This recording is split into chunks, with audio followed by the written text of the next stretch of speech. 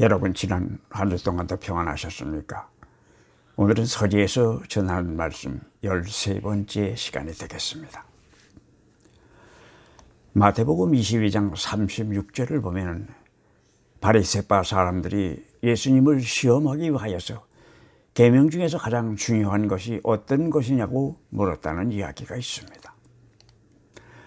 그런데 이 구절이 나오면 많은 사람들은 율법학자다른 사람들이 예수님을 시험하기 위하여 그런 질문을 했던 것으로 생각하는 것 같습니다. 그런데 저는 이 구절을 읽게 되면은 그 율법학자라고 하는 사람들도 내심으로는 예수를 시험하기보다는 자기가 평생 공부한 율법에 대한 예수님의 속마음을 알고 싶어서 그런 질문을 했을지도 모른다는 생각이 듭니다. 유대교의 율법학자들은 모세의 오경에 나오는 하라, 하지 말라는 것들을 하나님이 모세를 통하여서 자기들에게 지키도록 명령한 계명이라고 생각했습니다. 그래서 그런 것들을 성경에서 열심히 찾아보았더니 모두 613개나 되었다고 했습니다. 그런데 그 중에서 하지 말라는 부정적인 계명이 365개였고 하라는 계명이 248개였다고 했습니다. 그러면서 365라는 숫자는 1년의 날수와 같고 248이라는 긍정적인 계명은 그 수가 사람의 몸을 이루고 있는 뼈의 수와 같다면서 대단한 것이라도 발견한 것처럼 호들갑을 떨었습니다. 그런데 현대의학이 하는 이야기를 들어보면 사람은 270개의 뼈를 가지고 태어난다고 합니다. 그러나 사람이 자라면서 상당수의 뼈들이 서로 합하여지는 바람에 성인이 되고 난 다음에는 206개가 된다고 했습니다. 어찌되었든 당시 사람들은 이 365와 248이라는 숫자에 특별한 의미를 찾느라고 애를 썼던 것 같지만 제가 보기에 그저 기억하기 쉽게 하려고 그랬을 것이라는 생각이 듭니다. 그런데 문제는 이 613가지의 계명을 하나도 어기지 않고 지키면서 산다고 하는 것이 정말로 가능할까 하는 것입니다.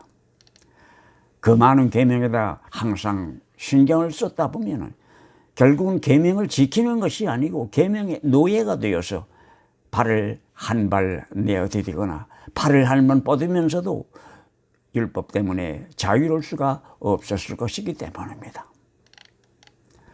예수께서도 사람들의 이런 처지를 보시고 치근하게 여기셨습니다.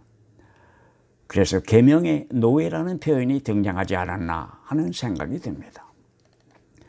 예수께서는 모든 계명을 둘로 요약한다면 하나님에 대한 사랑과 이웃에 대한 사랑이라고 말씀하셨습니다.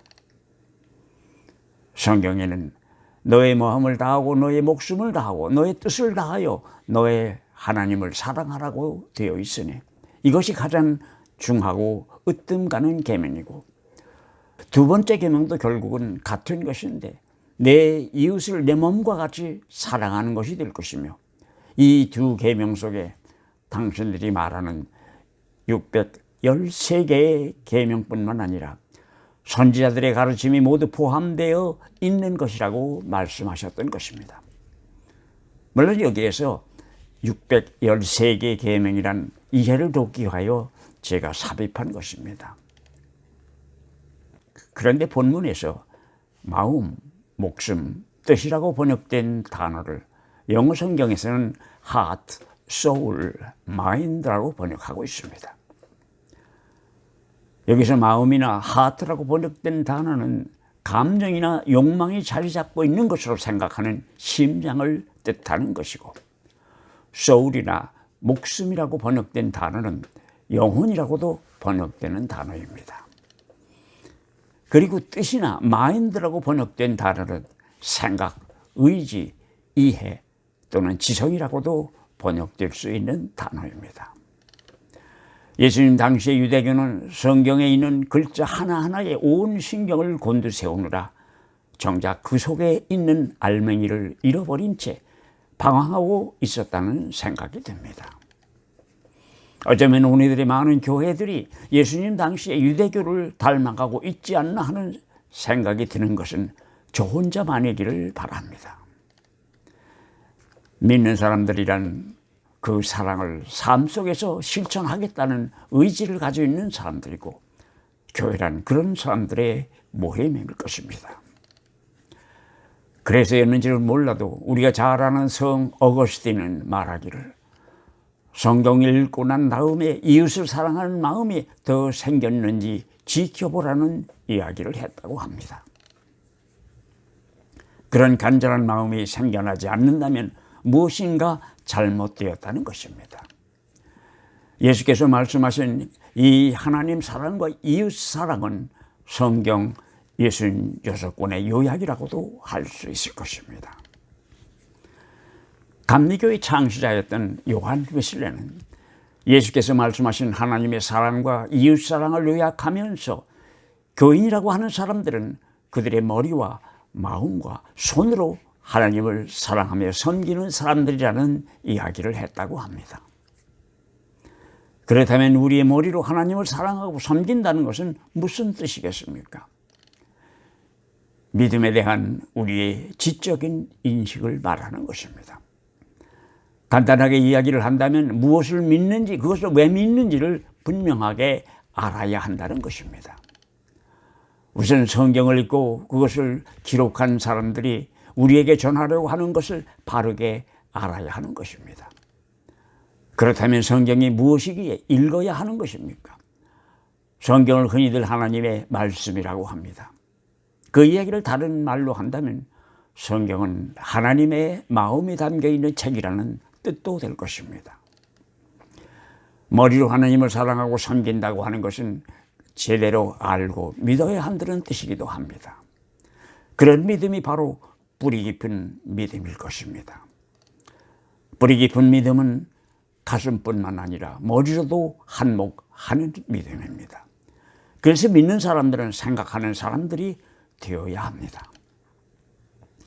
요한 웨슬레가 말하는 두 번째 방법은 마음을 다하여 하나님을 사랑하고 섬기는 것이라고 했습니다. 하나님을 사랑하게 되면 첫째, 내 삶의 변화가 생기게 됩니다. 매일 하는 진정한 기도와 예배와 성경을 읽는 것이 나의 닫혀져 있는 마음을 여는 열쇠 역할을 하기 때문입니다.